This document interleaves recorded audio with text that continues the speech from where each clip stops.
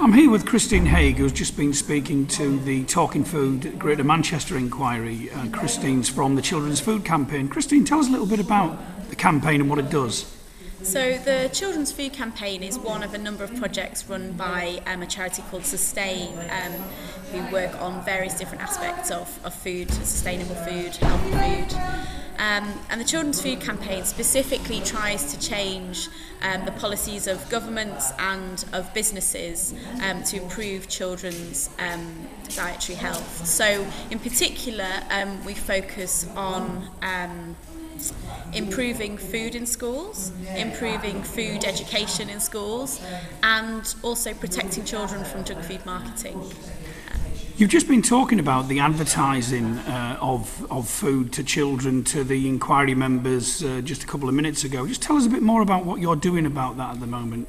So what we'd like to see is a shift from mainly most of the food advertising that's targeted at children is for unhealthy food, and we're not saying that no food should be advertised to children, but we'd like to see a shift in the balance of that advertising from the unhealthy food to the healthy food, so that actually these brilliant marketing strategies that many food companies have are being used to promote health instead of to compromise children's health.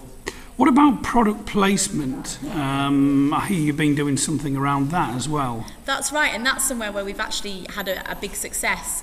We've actually worked with Our Life on the product placement issue, and when the government proposed to allow product placement, which had been always banned in UK TV programmes about 18 months ago, we obviously didn't like the idea of product placement, but we're basically saying to the government, well, if you're going to go ahead with product placement in the UK when it's always been banned before, then please do not allow product placement of junk food. Otherwise, you're just opening up yet another way that companies can target children with advertising for junk food, and that's the last thing we need.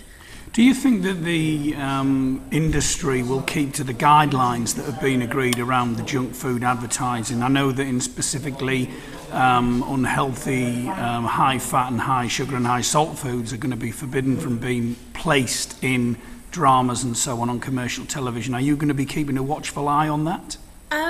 We will be keeping an eye on it, but I think because this is actually legislation, we're confident that largely it will be adhered to, and that where it's not adhered to, Ofcom, who is the regulator for TV advertising, will pick up on these things and take the appropriate action. Where we're really concerned is other aspects of food advertising where actually there's not the same level of legislation. Instead, we have these sort of voluntary codes which most of the time aren't really worth the paper they're written on, and pretty much allow companies to get away with anything, and they don't have any sort of sanctions or punishment if they do try and do things that they've said they won't.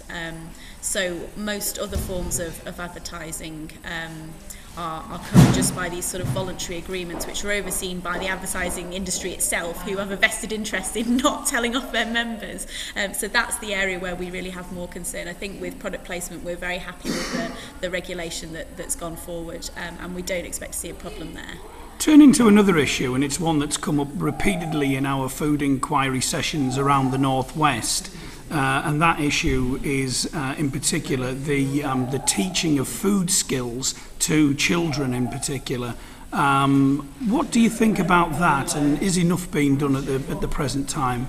It's interesting you say about that, because cooking skills for children was one area where we thought we'd sort of won the battle. So back in 2008, the government at the time announced that it was going to make sure that every child in the first 3 years of secondary school, between about the ages of 11 and 14, would be entitled to and receive 24 hours as a minimum of practical cooking lessons. Now, from a starting point of 0, that was a really big success to make sure that would happen in schools.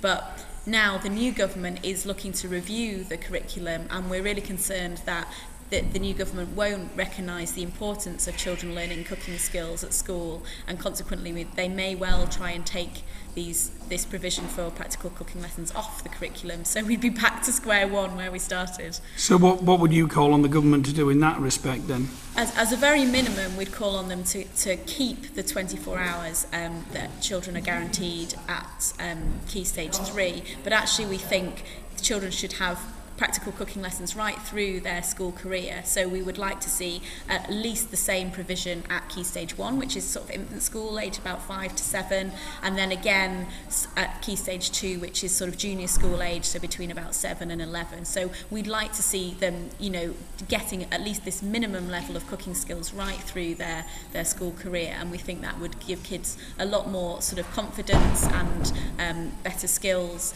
in later life to prepare healthy, affordable food for themselves and for their families. Just one final question. You've just been speaking to local residents here in Partington who have come together to have a discussion about access to healthier food. What do you think about this Our Life initiative that we've been doing around the Northwest? I think it's really fantastic, and it's very, very powerful to hear people, you know, ordinary people who obviously, you know, are trying their best to eat healthily, but come up against all these kind of barriers. It's really, really valuable and fantastic to hear them coming up with exactly those barriers that we're trying in our campaigning to address. It's really brilliant to hear it from people and know that we're not living in a little bubble.